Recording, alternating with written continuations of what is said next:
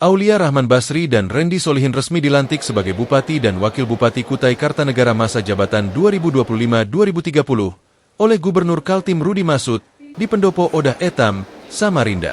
Pada kesempatan itu juga dilantik Ketua Tim Penggerak Pemberdayaan Kesejahteraan Keluarga, TPPKK, Ketua TP Pos Pelayanan Terpadu, Posyandu, Ketua Dewan Kerajinan Nasional Daerah, Dekranasda, serta Bunda Pendidikan Anak Usia Dini, PAUD Kukar. Dilantiknya Aulia Rahman Basri, Rendy Solihin, merupakan hasil pemungutan suara ulang PSU Pilkada Kukar yang mengungguli dua pasangan lainnya. Hadir pada acara pelantikan itu, Wagub Kaltim Seno Aji, unsur Forum Koordinasi Pimpinan Daerah Kaltim dan Kukar, Sekda Provinsi Kaltim Sri Wahyuni, Sekda Kukar Sunggono, anggota DPRD Provinsi Kaltim, anggota DPRD Kukar, kepala perangkat daerah, tokoh masyarakat, serta undangan lainnya. Dalam sambutannya usai melantik, Gubernur berharap agar Aulia Rendy menjalankan amanah dengan penuh komitmen, berdedikasi dan berintegritas untuk memajukan Kukar. Selanjutnya, juga diminta untuk terus menjaga keharmonisan Pemkab dan Pemprov Kaltim, karena Kukar sangat strategis bagi Kaltim, tak hanya luas tapi secara historis sebagai kerajaan tertua yang kaya akan sumber daya alam. Kemudian, PKK Kukar juga diminta aktif dan berkontribusi nyata dalam pembangunan dengan menjalankan 10 program pokok PKK. Demikian juga Dekranasda dan Bunda PAUD Kukar juga diharapkan menjalankan tupoksinya dengan baik untuk membantu meningkatkan ekonomi dan mencerdaskan generasi. Sementara Bupati Kukar Aulia Rahman ditemui usai dilantik mengatakan, pihaknya langsung bekerja melanjutkan visi misi Kukar Idaman dengan Kukar Idaman terbaik.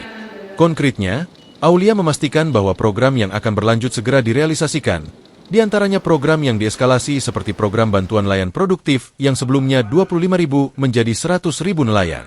Terkait pesan gubernur mengenai infrastruktur, Aulia mengatakan dari segi pemetaan jalan, baik status dan sebagainya, Kukar sudah bagus, akan tetapi yang menjadi PR adalah luasnya wilayah.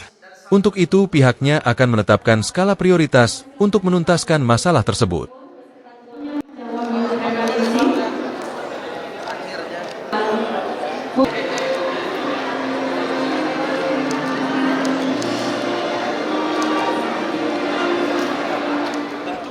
Tidak ada istilah 100 hari kerja.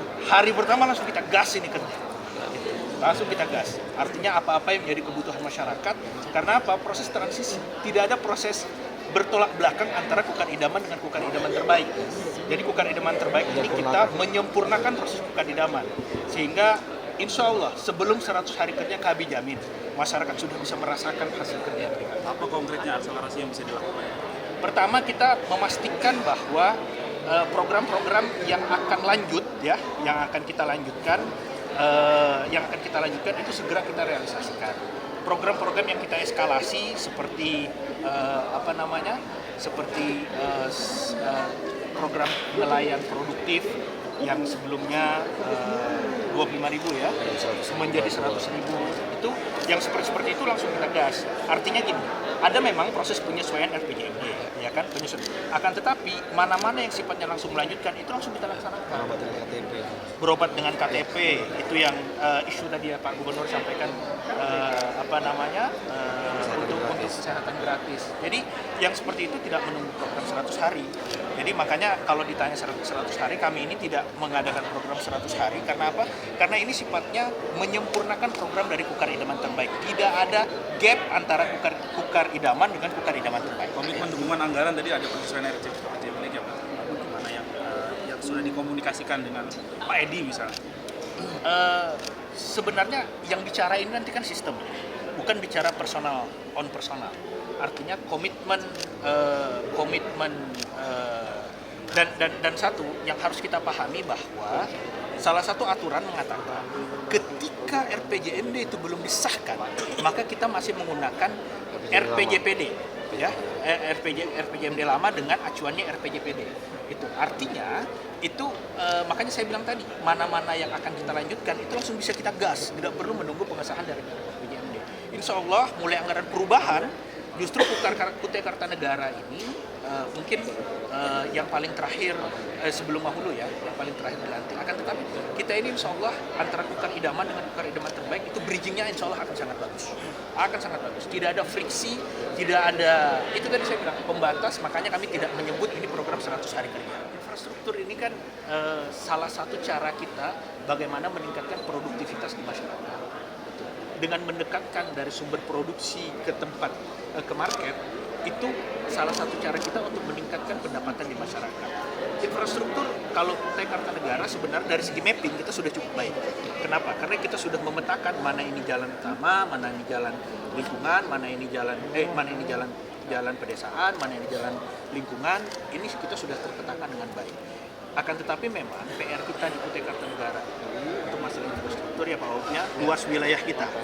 Luas wilayah. Pak Wagub sendiri, Pak Wagub ini kan jago hitung-hitungan. Beliau ini sudah ngitung. Kalau kita mau bereskan semua itu infrastruktur, ada angkanya. 40 triliun kita Pak Wagub. Tapi insya Allah kita akan masuk dengan skala-skala prioritas, mana jalan-jalan utama itu akan segera kita tuntaskan. Dan memang Pak Gubernur dan Pak Wakil Gubernur itu berkomitmen juga untuk bersama-sama kita untuk menuntaskan permasalahan jalan. Makanya ini lepas ini kami mohon waktu juga agak cepat. Karena apa? Karena kami mau ketemu Pak Sekda, karena kami ikut rentet dalam waktu 1 minggu. Otomatis Pak Sekda akan merapikan hal-hal yang sudah kita inginkan.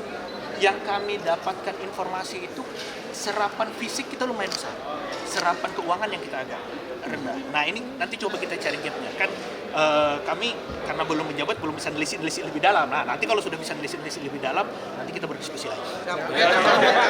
Bagian Prokom Setkap Kukar, Tim Dokumentasi Pimpinan, melaporkan.